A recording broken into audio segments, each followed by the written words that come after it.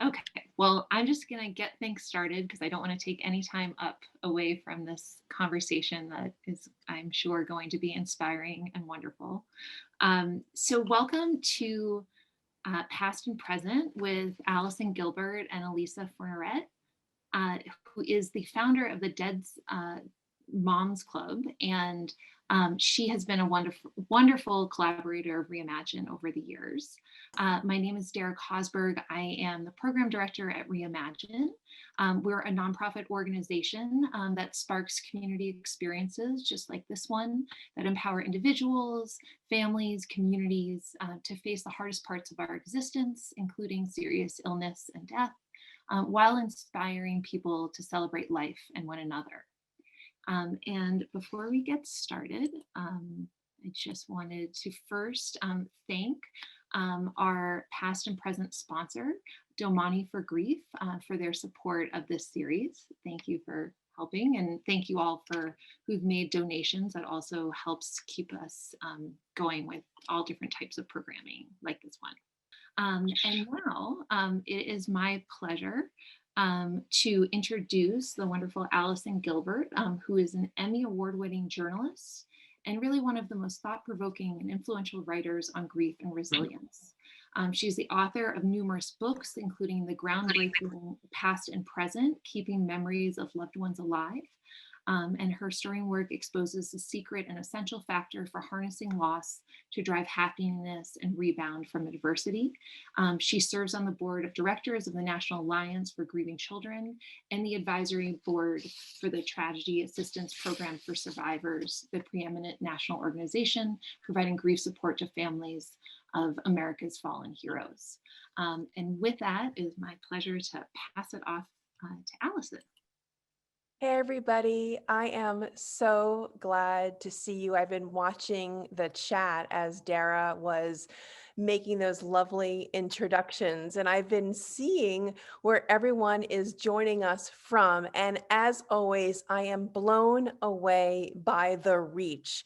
This past and present conversation series is international. I saw Germany on the chat, I saw Canada, and I've of course been seeing places all over the country, from Texas to Virginia to New Mexico.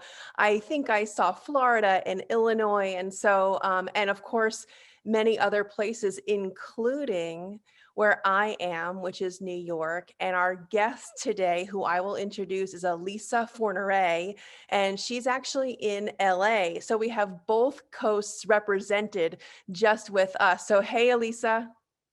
Hi, Allison. Thank you. It's so great to have you here today. And I want to go over a few housekeeping items that I think will keep this conversation impactful and also tidy, so we all know what to expect. Right now in New York, where I am, it's about 6 minutes after 1 p.m. We are going to be done on time. We'll be out by 2 o'clock. Dara knows I am a strict adherer to your time. I know that this is a work day. Many of us are still homeschooling our kids, and so I know your time is precious, so don't worry. This will be done at 2. In addition, Reimagine is recording this conversation, and so if you do need to drop off, I don't want this to add stress. It will be recorded. We will send out a link, so just don't worry. Christina, who can wave, she's wearing a delicious kind of sherbety shirt, is going to be going through the chat during my conversation with Alicia. And if you have questions for me, more importantly, really, for Alicia Forneret, who I know you are all excited to hear from, please put your questions to her in the chat. What Christina will do is that she will go through them. She will find the themes that seem to be bubbling up to the top that represent most of the questions coming in. And so that way, what we are hoping to do is answer as many of your questions as possible. I will start taking those questions with Christina's help at about 1:40 or so Eastern time, so 10:40 for you on the West Coast. So that's it. That's the game plan. So I want to start, Alicia, first by also thanking Domani for Grief for sponsoring this. If it wasn't for them, we would not be here. So I am thrilled to be a part of the Domani for Grief community. And I really want to start somewhere where I hadn't anticipated, Alicia. So I'm putting you a little bit on the spot. I know we're getting to Mother's Day. There are many of us, including you and including me, who are celebrating and looking forward to Mother's Day without our moms. So I really do want to talk about that. But first, I was struck by something that you just published for the Huffington Post. And I want to read a quote. And I found it exceptionally urgent. So I'm going to read it. So forgive my eyes being diverted to my paper while I just don't get your quote incorrect. You said, for many people of color, the fear, exhaustion, and constant grief that all come from regularly dealing with various forms of discrimination are compounded when additional trauma piles on. So your piece for the Huffington Post really leads to my question, even in the title of your article. Your title was, How People of Color Can Experience Grief Differently Than White People. Provocative. I want to listen. Please help me understand how it's different before we launch into our Mother's Day conversation. How is grief for people of color so different, Alicia? Thank you, Allison. Great place to start. Happy you're ready to just jump into it this morning. This is a topic that I've been having conversations with some of the people that are here about. In general, people in the field that are people of color doing this work. And like you said, it is urgent, it is important, and it's important to me because as we navigate the world, we are burdened and impact. And thank you for sharing the link and talking to that, speaking to that, Dara. We are burdened in a way by the things that are impacting us societally, economically, culturally, and experiencing trauma from just moving through the world as people of color that are traumatized on a regular basis. And when you put in the losses that we are seeing on the news every day, the impacts that it's having on our personal communities and the wider communities that we're a part of every day. And also when we are just consistently having conversations about people who look like us, people who speak like us, people who move through the world like us, being murdered on the street senselessly and violently, that is an extremely large amount of pressure, trauma, and really just burden to carry on a regular basis. The reason that I wrote the piece was because for the last year and a half, I have just been in spaces like this with the public and with people talking about this. And then I find myself in spaces with women of color, people of color, and professionals who work in the death care space that are having very different private conversations. And last year, the opportunity to speak with Alua Arthur, Oceana Sawyer, Lashana Williams, Naomi Edmondson, and Joel Anthony in the Saying It Louder panel that we did made it very clear that what we are experiencing moving through the world as death care professionals and just as humans is very, very different. And being able to talk to that publicly is great. You've launched an entire course, I think called Shifting Death Care, which is about the end of life experiences for people of color. So you are really, by way of introduction to who you are, as opposed to reading your accolades, I'm just kind of peppering them into the conversation. You really are a leader in this space. And what struck me, and we will pivot, I promise, to Mother's Day in a moment, is that when I wrote a recent op-ed in the New York Times about grief and really calling on a national effort to confront what's happening because of COVID-19, but not only because of COVID-19, getting some federal response to this issue. What was really fascinating to me is one bit of information I was able to include, which is that, and it's from a professor, I hope I'm getting her name correct as I reflect upon it, Dembra Umberson in Texas. And what she talks about is that Black grief is specifically different. And here's why she says it's so different. She says Black individuals and families experience more grief than white families. And she also says that grief, that burden starts earlier in the lifespan. So it's quantitatively more, and it's also more throughout and starts earlier. Are these numbers that you have been grappling with?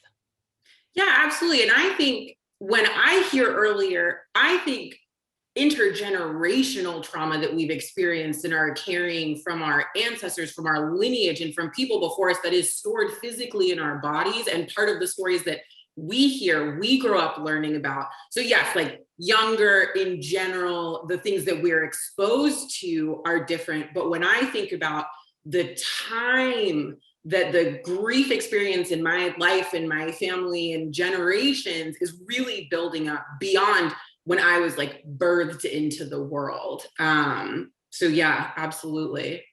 So I am going to pivot now. So warning, pivot coming, Alisa. Hard pivot. We can go on with this forever. And I do want to say before we go forward, I'm sure everyone who is hearing you right now and who are going to be watching this video in the future would want to connect with you. So I want to pause and just say you are at Alicia Forneret on Twitter, you're Alisa.Forneret on Instagram, and you're, okay, your Facebook page. All right, I'm going to say it. Grief is hard AF, and that's your Facebook handle. So just if you want to continue the conversation with Alicia, but I do want to pivot now to Mother's Day. You lost your mom in a very similar time frame, actually, than I did. I was also in my 20s. You were 27, and you lost your mom very suddenly. And shockingly, if I think you're okay with me mentioning this, because I know I asked permission before I did, from a fall at your sister's wedding. So can you explain what happened? And this, I believe, happened in 2016, and welcome us into your life as a young woman who has lost your mom. Yeah, thank you. And thank you. I have to say, as someone being interviewed and invited into conversation, getting that email from you asking for permission to talk about this intimate detail of my experience was really wonderful. And I'm really grateful for that. I also share about this stuff publicly everywhere all the time. So I was like, yes, Allison, let's talk. But thank you. So in 2016, my sister got married I think it was the last weekend of September, and it was in our hometown of Riverside, and it was a beautiful wedding. Late in the evening though, my mom was walking outside, slipped, fell, ended up in an ambulance, rushed to the hospital, and was in the emergency room. She was there for a couple days, got out, and then ended up having some complications due to that fall, went back into the ICU. And then about a week after she went back into the ICU, she died. One note as well is that 2 days after my sister's wedding, my now husband and I actually got on a plane and moved to Scotland. So I got the call from my dad the weekend that she had went back into the ICU, and he said, you know, my dad had always said to me, he said, I travel a lot, I move around a lot. And he said, my mom's sick all the time. And he said, if I ever need you to come home because it's time and it's bad enough, I will call you and tell you that it's time. And that week was the time that my dad called and said, this is the time. This is not a short-lived thing. She will not make it out of this. You need to come home and say goodbye. So I flew back from Scotland like 3 or 4 days after we landed there. And yeah, I think I got back on a Sunday and she passed by the Wednesday. I'm really sorry. And I know from talking to you in the past, like so many of us who choose to go professionally into this grief space, it really is the pivot point that you decided to make this a part of your professional world, that you were not seeing the kind of support that you needed for someone who was young, perhaps as a person of color, but I'm not sure if that's a part of the discussion yet. But certainly, as someone who was young and in need of information, you tooled around online. And at that moment in 2016, you saw a vacuum and you were not getting the support that you needed as someone who had just lost her mom. Yeah. I I felt a lot of the feelings and emotions that weren't talked about and a lot of the stuff that shows up at the top of Google. And I also was like expressing myself through language and feeling a lot of things that were like, I wanted to curse, I wanted to yell, I wanted to be confused. And I think that a lot of what I was finding at the time was really about things. You go through the stages, it's linear, you'll feel crappy for a while, eventually you'll feel okay, recovery, doves, angels, recovery. And that was not aligning with me and the experience that I was having. I know for sure that when my mother died, there was no social media. There wasn't even like, really any sort of community. It was 1996. It's a long time. I'm approaching 25 years without my mom. And I wonder for you, communities like Reimagine, Damani for Grief has a new community page on Facebook. Do these types of, even though it's virtual, can you find your people? Meaning that is there support and validation and other people to yell and scream and cry with, even if you'll never meet them? So is that part of the beauty about sharing and coming together? I know on COVID, there's really very little other opportunities, but even when things go back to normal, is there a place that you find to be incredibly healing about these virtual spaces? Absolutely. It is, like you said in the beginning of this call, the reach and the variety of people that I can have conversations with and could have conversations with in the beginning online was astounding to me. The fact that I didn't have to find people that I could access in person, face to face, who would have a conversation with me about something that was intimate, like the fact that I could find that online was incredible. And I think one of the first places that I found it was with Modern Loss, and with Reimagine. And as a professional in this space who creates those types of spaces now, I know that there is so much value in it, especially for people who don't have someone to walk out of their office, lean on, and cry to any day of the week. And I think that being able to find that connection, those resources, and other people who will listen, or who, as someone said here, your story resonates with me. It's amazing. We've never met. And the fact that we have an experience that's been similar, and that we can sort of meet in the middle on, is just incredible. I want to talk about maybe what happened for you over months, perhaps it took years, which is the wonderful and heart-opening experience that may happen, that could happen for many people who've gone through the loss of their moms or any loved one, which is the appreciation of what we can carry forward, of what our loved ones said to us, what they embodied. And for this, I went trolling around the web, Elisa, for things that you have said.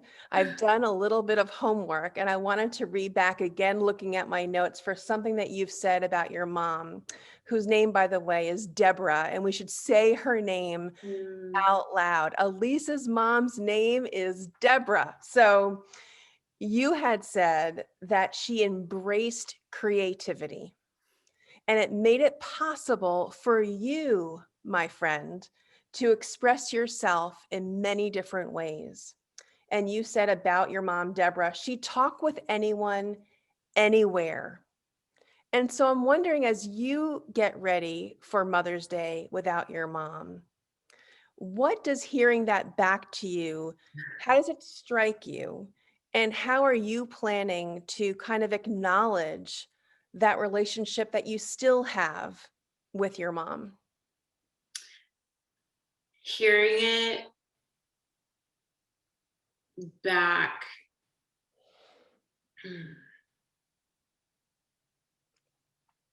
makes me really emotional and really grateful and really, I think, just tender.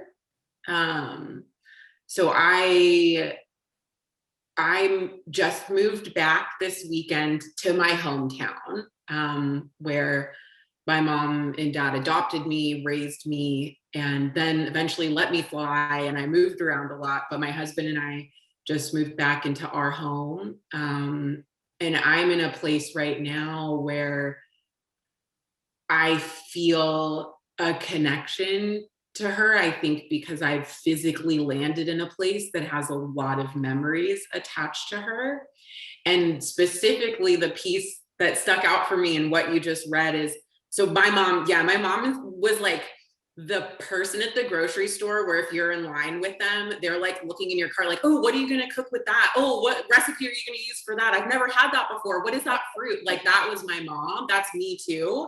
And I have been thinking about this a lot because I'll start going to the grocery store again where my mom was that person. And at her funeral,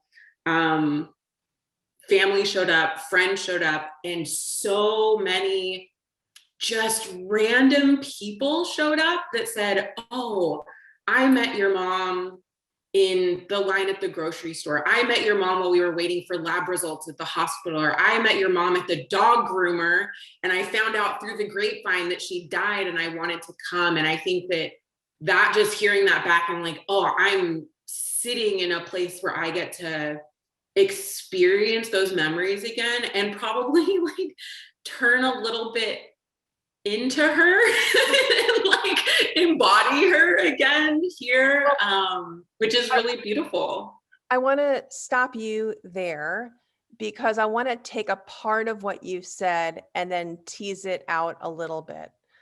Not all of us have the good fortune, and you are so blessed to be able to go back to the community that is so connected to your mom. And I'm going to put you on the spot. For those of us who are not near where that location that kind of is that tether, how can we learn from you about keeping our mother's memory alive, especially as these days can feel so awful when you see moms and daughters together potentially, or moms and their sons together, or the FTD and 1-800-Flower ads. What's your advice? Yeah, I can speak to what I have done over the years since I left home and since she died. I do a couple of things that I would recommend depending on how people interact with their physical surroundings. I keep and have moved for many years, many physical reminders of my mom, small, large, whatever it is that I keep around me.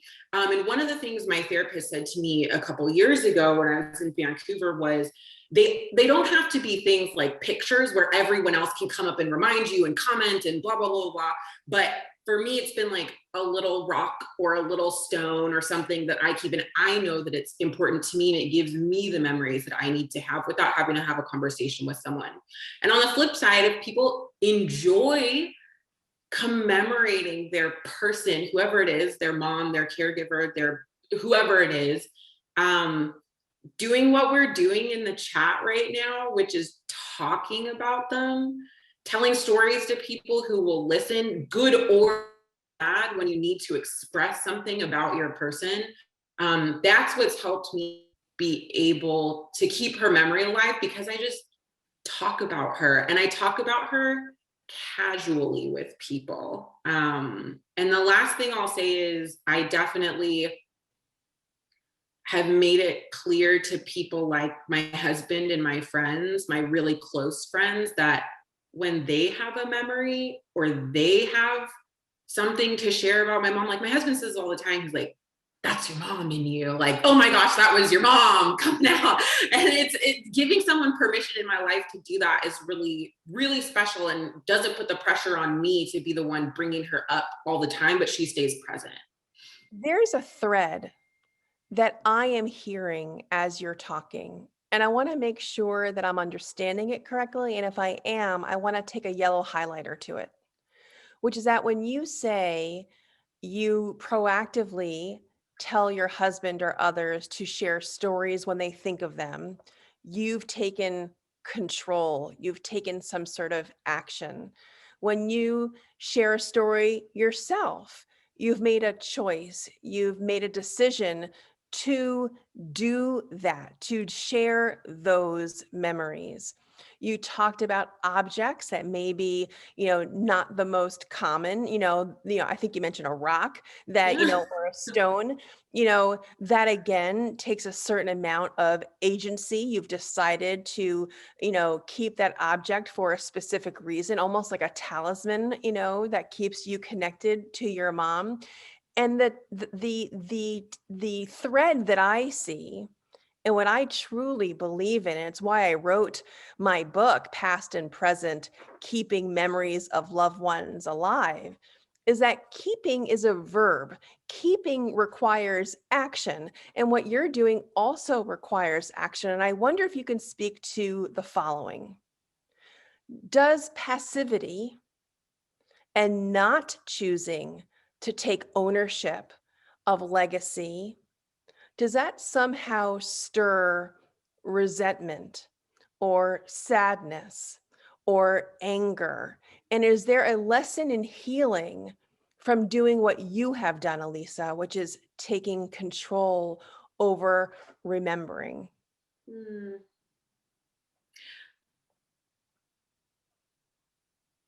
I honestly, truly believe that if someone like me has the ability to choose to remember my mom, that's what's best for me. And if another person has the ability to choose to, after their mom dies, never talk about them again, never engage with them again, and for some people, hopefully for them, never have to bring up memories or think about them again, that's what's potentially best for them. I think that passivity and not actively digging into a relationship that could have been incredibly traumatic, incredibly painful, and also just not important to some people is absolutely fine. I think, like you said, my relationship with my mom was complicated.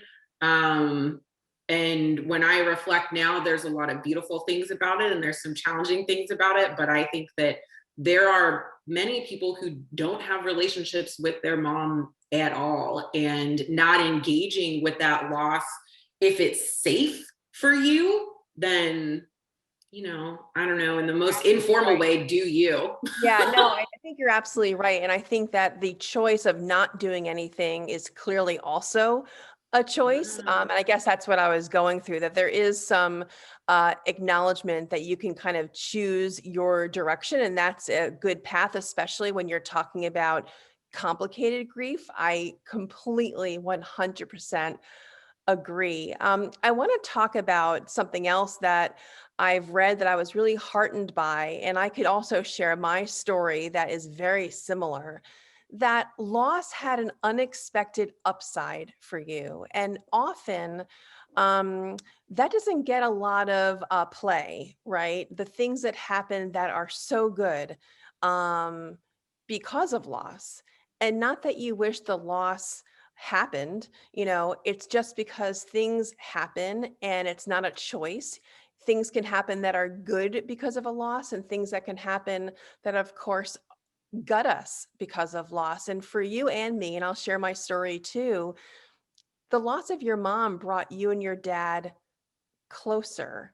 And so I want to talk about how grief can also open you up for other, right? For other experiences, other relationships that may not have shown up otherwise. Yeah. I it's I want to say, like, I would never have had the relationship that I have with my dad if my mom hadn't died. Technically, I'm sure it could have been possible that we would have been closer, but opening up about things like grief and the death of my mom and things that happened in the past that impacted me that my dad and I needed to have conversations about would not have happened if it wasn't triggered by the death of my mom. And I think the there's a lot of positive to the way that our relationship has developed and bloomed. And I think that there's also a lot of positive in not just the relationship between the two of us, but the growth that I needed to do and the growing that I needed to do to, like, be an adult, be a respectful daughter, and be an open daughter, was a huge opportunity for me after my mom died, and a piece of development that I think came out of this that has made me, and hopefully my dad would agree, a better and more thoughtful and kind person and child in general. I feel like I have a very different relationship for sure with my stepmother. After both of my parents died, I had hung on to anger towards my stepmother on behalf of my mother. So I was like taking the baton of her anger and not allowing myself to be close to my stepmom, even though my mother was gone. I felt that somehow I was carrying that torch. And so for me, after both of my parents died and my stepmother outlived both of them, she's been a gift to me. And to have my own relationship with her has been my gift, from the deaths of my mom and my dad. Alisa, I want to talk about, you're doing a very special 2-month long event, and it kicks off Mother's Day weekend. And it's interesting, you talk about it being on, for anyone who's lost a caregiver in their life, which is not necessarily mothers, right? So in honoring of the caregivers in our life, and it's 2 months long. What are you going to do over 2 months, and how can people who are hearing this be involved and feel supported by what you have going on? Thank you for mentioning. So just for some context, 2019, I hosted an event in Vancouver called Motherless Mother's Day, and it was wild. It was pre-pandemic, so it was extra wild, but it was me getting together through my business, with a bunch of people that just needed something to do Mother's Day weekend that wasn't, sitting around being sad or just like looking at all of the ads that pop up on your phone all day, like you said, for flowers and go buy your mom a gift. And so we spent an entire day over Mother's Day weekend. We like got massages while we were doing yoga. We ate food. We had drinks. We made candles. We journaled. And that really, to me, was the beginning of recognizing that community piece and what it means to be in community with other people, around these really hard, particularly hard days, and also what it means to, like, allow ourselves to be taken care of on those days. So fast forward to 2020 pandemic, I moved it virtually with Reimagine last year. We hosted 33 events in 3 days. It was out of control. It was amazing. It was beautiful, but I'm still tired from last year. And we worked with a lot of different partners and professionals in the death care space, and mainly did a bunch of Zoom events. This year, caregiving, my goal this year, there's a couple of them. The first being, Mother's Day is not just hard for people whose moms are dead. It's hard for people whose dads are dead. It's hard for people whose caregivers in many different senses are dead, for people who have acted as a mother figure for them. We're making it more expansive this year, which is key. And then I'm also spreading it out over 2 months, because I'm still tired from last year, and because the support that we need doesn't just fall on that weekend. Like, I still miss my mom the Monday after Mother's Day. I still miss my mom and find Father's Day challenging when I worry about my dad or think about my dad. And so really this expansiveness was exciting for me, and we'll be hosting live events. And also the final sort of switch that we're making this year is specifically around getting people off Zoom. So we'll be hosting some live events that'll happen Mother's Day and Father's Day weekend, but I have completely shifted the types of content that we'll be creating. So there's written content. I'm doing my first audio project with a bunch of leaders in this space. We're doing cooking and like dinners together. And then we're also going to be mailing at the end of it tangible materials to people so that they can manage their grief away from a computer and away from their phones. I love that. And so if folks want to find out, just go to your website, alisaforneret.com, or social media. Is that what they would do if they wanted to sign up? Yeah, and thank you for sharing. The link is in the chat now, but yeah, you can head to my website, and there's all the information about registering on there. Awesome. All right, I'm going to bring in Christina at this point to go through some of the chat, help us out with some of the questions that have been kind of percolating to the top. And then when we've about, 6 minutes left to go until we near the end, I'm going to come back, Alisa, with some lightning round questions for you, and then we will wrap it up, I promise, on time. So Christina, can you help us go through the chat and let us know if there are questions for either Alisa or for me? And I can't wait to hear what's on everyone's mind. Sure, I got a few private questions. So the first one is, how did you find a balance between caring for yourself and caring for your other family members, like your sister and dad? Thank you for asking. It's been a journey.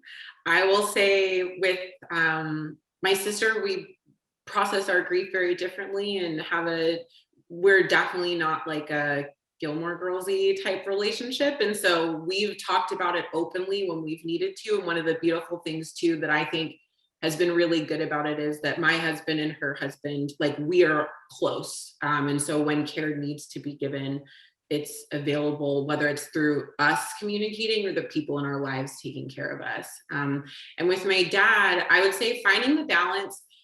I don't know if anyone else has experienced this, and maybe Allison, like, you can speak to this in different kinds of grief relationships that you manage, but there's definitely times where I allow my anxiety and my stress about my dad to overshadow my own grief so that I don't have to deal with it, which means that there is an imbalance. It means that I'm not dealing with my own stuff and just being worried about him or stressing about him or imposing my stress and my grief on him.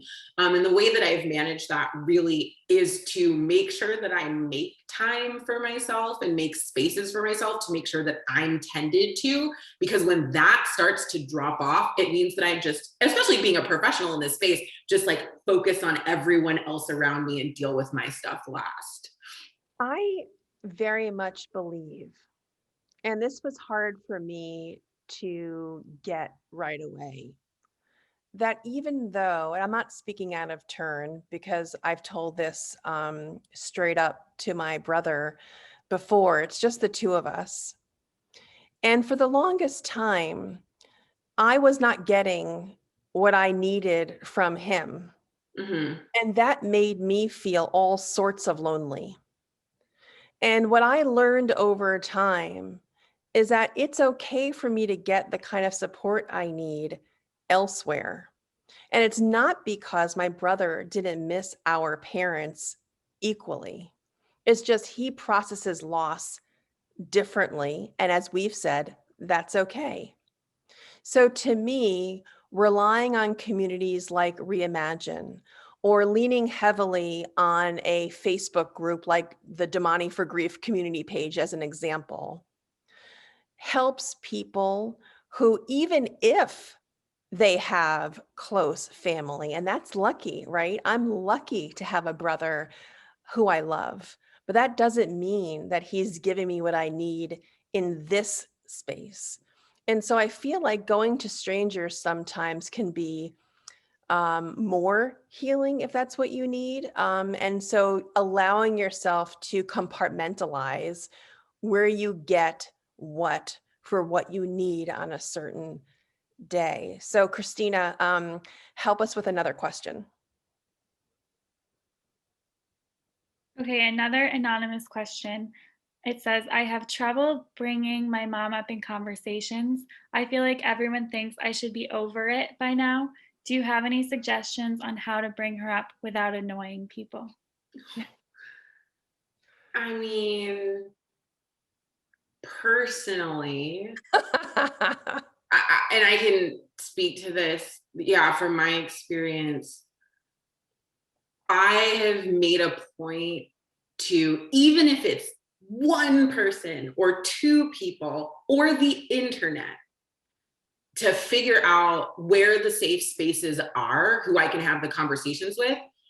And those people don't get annoyed. Those people aren't feeling like I'm a burden. I've found similar to what we were saying earlier, like the internet, groups like this, just this chat alone, people are ready to talk about our moms. People are ready to talk about our loss. And finding those spaces, to me, has to be at times a replacement for the people in our life that are just not going to show up. And I think that putting up boundaries between people who are going to make you feel bad about bringing up a person that you've lost and want to talk about, like finding an alternative to that if you can, whether it's here or somewhere else or with a professional, if you have access to that. And that's a lot of the work I do. If you need access to stuff like that, get in touch with me. I will help navigate these spaces for you. Really, that replacement for the people in your personal life, even for a little while, can be okay. You know, it's interesting. I agree with everything that you just said, Elisa. And I would say this just happened. So the other day on my author Facebook page, I posted I posted a picture of my mom and me when I was really, really young. I think it was a picture when she visited me at sleepaway camp during the summer. And I posted a question like, you know, how many years has it been since your mom died? And I said, for me, it's been 25 years.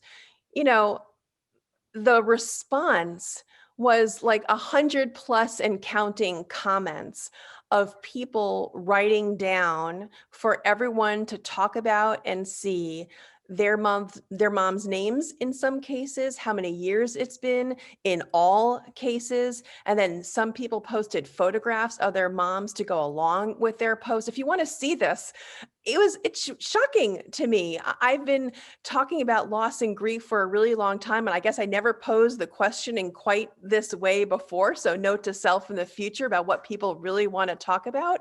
So on my author page, you'll see this, and I think there really is no magic to the question.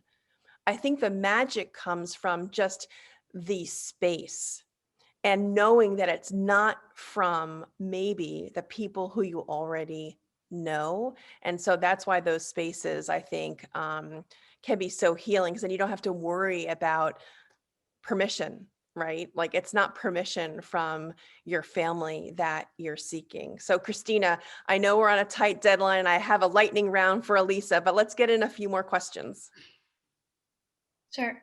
What advice do you have for motherless mothers who are raising their children without support of their mothers? I can speak to resources that I've found and people that I've worked with.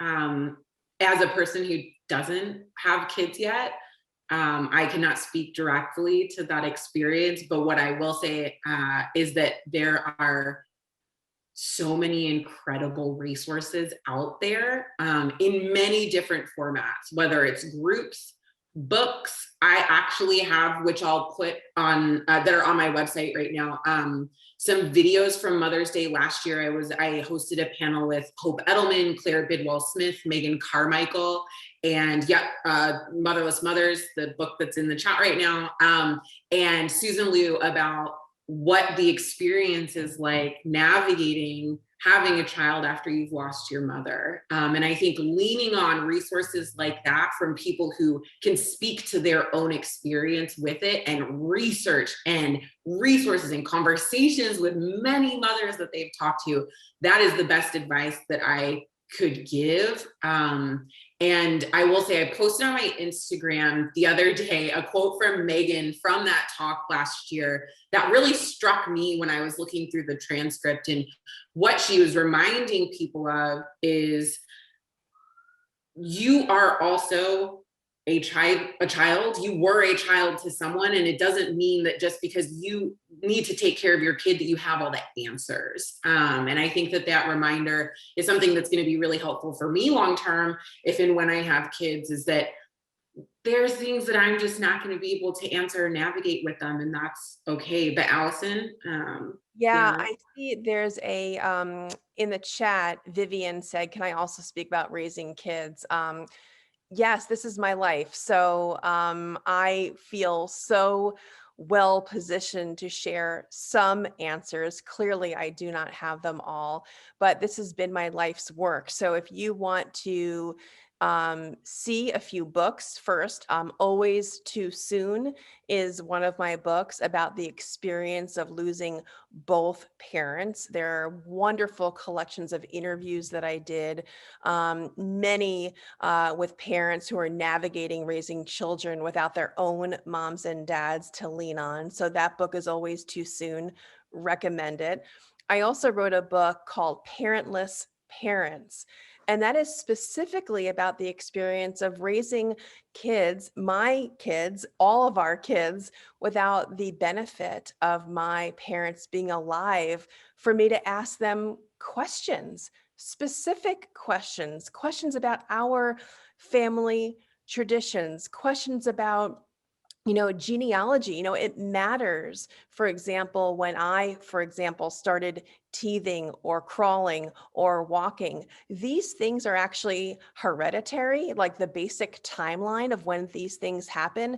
And so it's not just relying on parenting magazines or parenting books.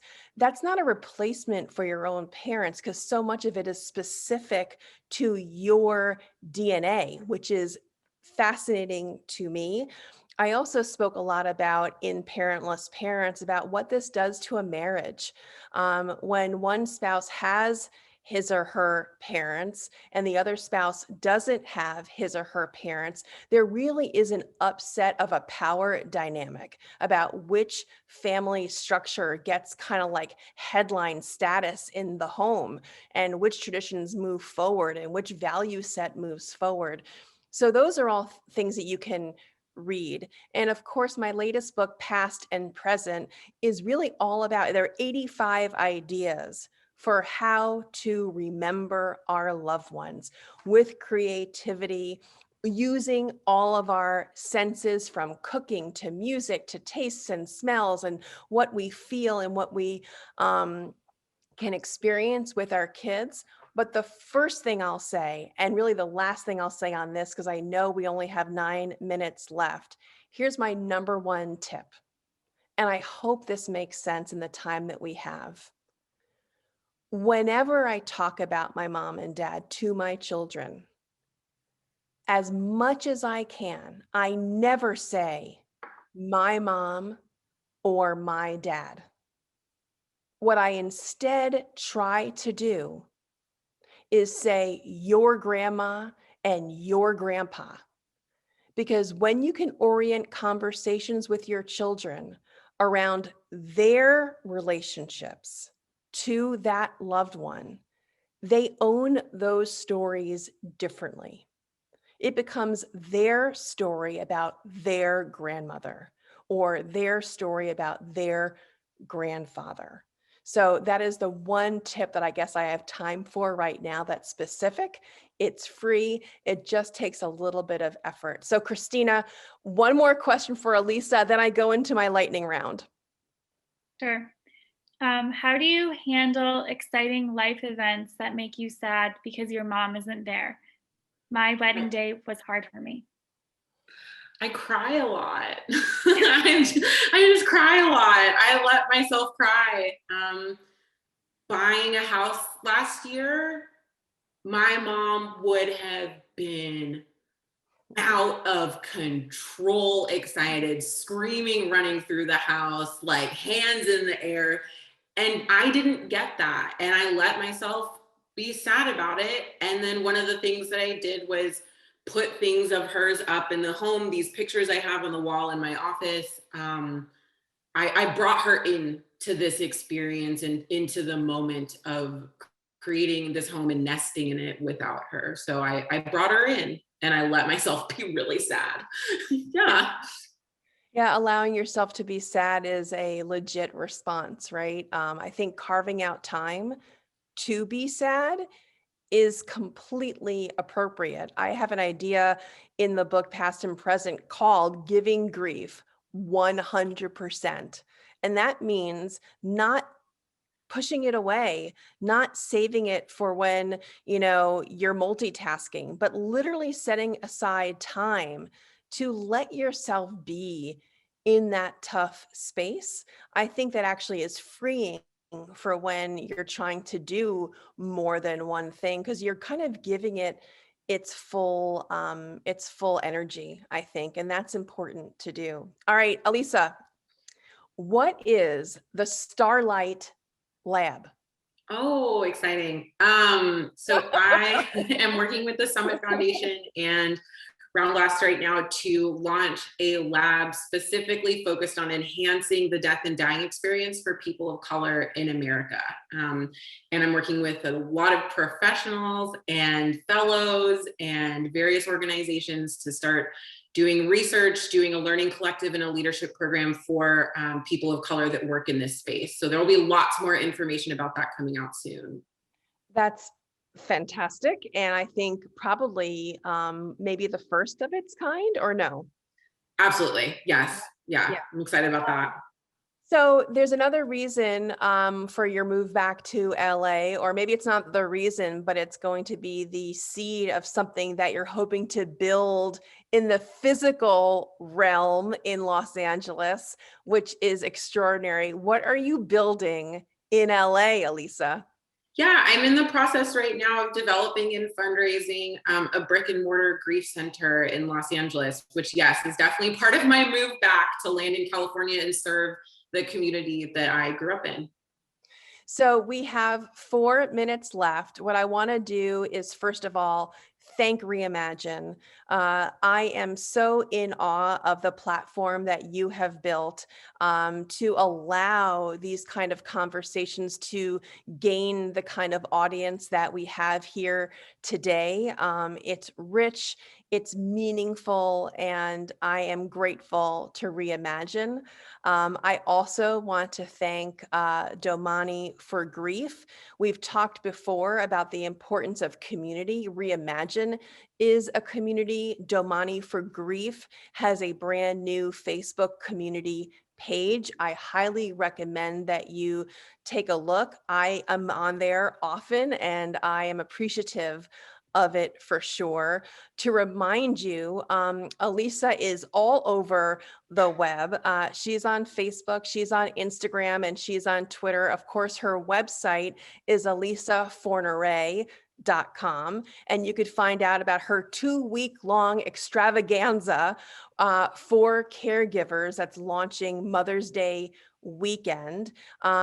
If you want to get in touch with me, you of course can, AllisonGilbert.com. I'm on social media too under A Gilbert Writer. And the last question I want to give is to Christina. Is there a question now in the chat before we go? Maybe 1 or 2 last minute questions in our last 3 minutes that we can ask Elisa. I don't have any more questions, but I just want to remind everyone that we will share all of these links in the email that you'll receive tomorrow.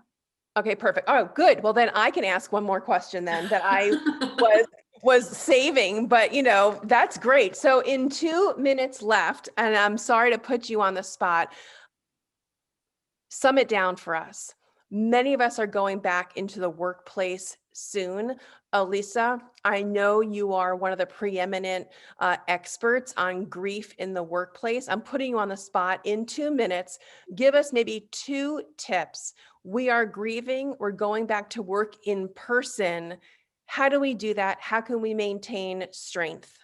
As an individual and an employee, recognizing where your boundaries and your limits are and figuring out who at your organization will help you keep them.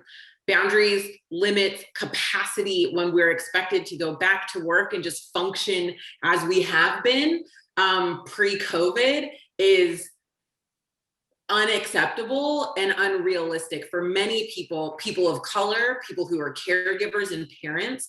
The burdens that we are experiencing while also having to show up on Zoom like this for 8 hours a day is unrealistic. And for managers, and I want to speak to just really quickly to managers and leadership, be realistic about what you're asking of people and understand that most people are bringing their grief to work these days. I've written a couple articles about this.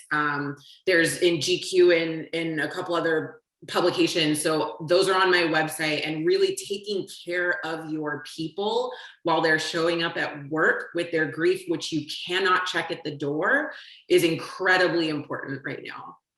I love that. And thank you for suggesting those resources. See, I'm from New York. I saw on the chat that the Dougie Center also put a link to other resources too. So if you are grieving right now and you are expected to go back into an office physically soon, I suggest that you check out the resources on Alicia's website. It looks like the Dougie Center has some important resources as well. And so, as I promised, it is the strike of 2:00 here in New York and 11:00 where Alicia is in California. So on behalf of Reimagine and Domani for Grief, I just want to say I am touched that you chose to spend this hour with us. I hope that it was helpful. And don't forget, the last Thursday of every month, we will be back here with the next installment of this past and present conversation series. So Christina, thank you. Dara, thank you. And Alicia, I'm so blessed to have spent this hour with you. Thank you so much. Thank you so much for having me. And thank you, Dara and Christina. Bye, everybody.